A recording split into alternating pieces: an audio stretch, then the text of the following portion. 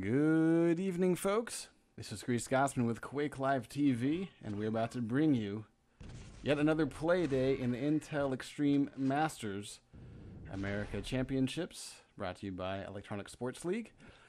And this is Quake Live TV. We're very excited to be bringing you Relic versus Sparks as the first match of the night, and then we have several other matches to cover. But we're moving over to House of Decay. That's the first choice. And a lot's on the line here, folks. This is a match out of Group A, Relic and Sparks. And they're both looking at kind of a do-or-die situation because they both have losses versus Lost Cause and Griffin. And what that leaves them with is they got to perform tonight in order to get kind of back in the running, because they got to start earning some points in order to pass on through the group stage. So I'm very excited that we're going to be able to bring 3 sets of matches to you tonight, but we'll get to that in just a little bit. Jahar, welcome. How you doing? I'm doing fantastic, and a full night of IEM coverage is going to make me even more fantastic. Yeah. I mean, we've seen so many great matches out of this. And the fact that it's just the group stage, I mean, we're still essentially, working on qualifiers towards the big show, which I guess is in Canada somewhere. It'll be a LAN in Canada. For the American finals, yeah. Mm-hmm. Yeah. So, appropriate. Yeah, it's really, honestly, it's just going to keep getting better and better as we get closer and closer to that big day. So, I'm glad that QL TV gets to be a part of it. And welcome to any new viewers that we might have. If you have yet to sit in on one of our broadcasts, we do this on a weekly basis. Wednesday nights are usually King of the Hill, but obviously the caliber of these matches meant that we wanted to change up our schedule a little bit and broadcast these pros. Now, what King of the Hill is a open to the community 1v1 tournament that we hold every single Wednesday, and we usually started at 9 p.m. But of course we had a little bit of a late start because we wanted to work with the schedules of these players.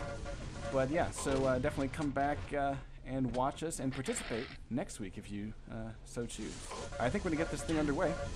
This is House of Decay, and let's see if I can fly around a little bit as they press F3s. Mega Health here, and if you look straight across from the Mega, I got time. These guys are getting straight into one armor here, and then 2 armors in the sort of a V shape from that center yellow. So that's the layout of the power-ups. You'll see them showing up on the left-hand side of the screen, along with the countdown timers to when they are set to appear next. And if we take a look over at Relic, he got the Mega and 2 of those armors, so that's really key to follow. Or maybe it was 1 armor and a bunch of shards. Sparks, on the other hand, picking up another center yellow. So both are pretty solid on armor, but first exchange, a lot of health is going to keep Relic a bit better off than Sparks, even though Sparks did more damage. And you can see Sparks getting pulled down just before he could pick up Mega. Oh. And that's going to be frag number 2. Yeah, that was nice solid work there. Jahar? A good follow-up there, and really it's always nice to see those absolute denials of that all-important Mega Health. Now, that rocket skirmish they had beforehand, they both kind of came away from that, hurting, but Relic being right there next to the teleporter really did give him the ability to get away and kind of restock up and catch Sparks off guard. But this is just beginning, so as we get going here, Relic with 82 health, he's going to be stocking back up to 100, but he's going to be able to make that grab. But that left him kind of stuck in that corner as Sparks was just raining down on all these rockets. That left him there for quite a while. Yep. Yeah, and so we're going to see the armor in the center just spawned, the one that is directly across from the Mega. And Relic picks up frag number 3. He's down to 16 health. Wow. And you can see that he's spamming up the hallway because just the slightest tap will destroy him. And he got really lucky. He kind of jumped over the plasma there. And I'm surprised. Okay, now we see Sparks coming through the teleporter. That's kind of a late move there. Relic was expecting it, and that's why we saw him pass up that 50 initially. But Sparks finally does get on the board, 3-1. And but now see, Sparks is in a bad way. So even though he got the frag, he's ready to be killed. And Relic should know this, that as a fresh spawn, Relic is actually much better off, and he needs to get here before Sparks can get away. We know that this 50 health is not coming up for a few more seconds. Sparks can use the center map in order to recharge on his health.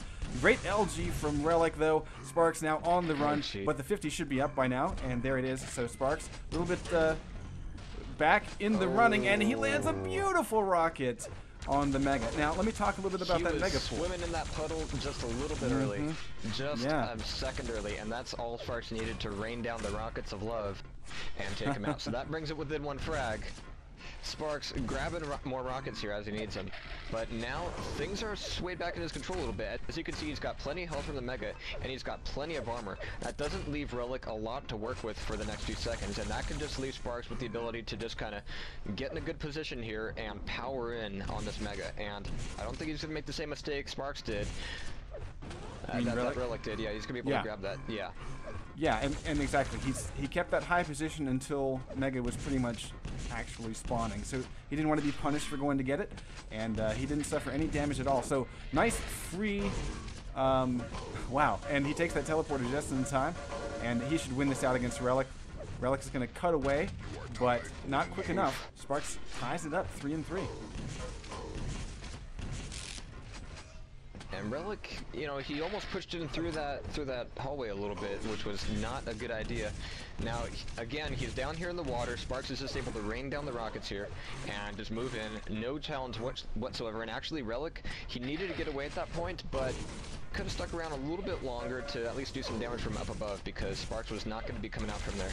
But now we're tied up, and Sparks is just playing these teleporters, you know, like you should be on this map. And that's one of the things I really like about it. You can use these teleporters to really change your position, stay unpredictable, and just keep the movement flowing. Now, one thing I've noticed is that Sparks was a little bit relaxed on timing armors. It seems like his focus is maybe 1 or 2 armors and Mega, but that allowed Relic to stack up a little bit on the armor, and he will use that to his advantage to pick up a quick lead, 4-3. Yeah, I mean, that was Sparks. I think even though he had the upper hand for a lot, you know, for like maybe the last minute or two, he really didn't force Relic into off of, like, especially the center armor. You know, Relic was able to get that center armor several times, and Sparks just never really pressured him for it. So I think the next time Sparks gets control of this map, if it does happen, he's going to need to fix that, because Relic will take advantage every single time. Every single inch that Sparks gives him, Relic will take and extend to the greatest length possible. 6-3. And Sparks is on the recovery here. Now, the last time that Sparks went down there, really, he went through the teleporter, which put him back near the 50 health. But then he came right back through, really using the time and kind of soaking up the time until Mega was closer to spawning. That would have been to his advantage at that point. He was in no position to really either be getting away through there or, you know, pushing forward like he did. So that's just going to give Relic even more solid control. Now we're seeing Relic pull away here a little bit. He's got plenty of armor, and he's going to be picking up more here in just a few seconds. And let's talk about that last exchange at Mega. Relic knows that he did quite a bit of damage to Sparks in that exchange, because when he went down for Mega, he was actually a little bit early, but Sparks didn't even risk poking his head out in order to try to get a rocket down onto Relic in the Mega pool. So that's a good indicator that Relic did quite a bit of damage. And you know, at this point, Relic should be thinking, okay, you know, I'm still maintaining Mega, and at least one of these yellows, he's going to back off to the other one, which he's going to go up the jump pad. There it is. So he's got 2 of the yellows, and here, this should be his frag. There it is. Oof. Well played. And one of the significant things about this map, among the many distinctive features, ooh boy, nice work there, Relic, but is the fact that it doesn't have rail. So if it's a one-on-one situation and you know that your opponent is better with rail, this is a good map to pick. So that leaves me with the question, who called this map? You know, I'm not exactly sure, but I do know that the following map will be ZTN. So we'll be heading over to the Blood Run.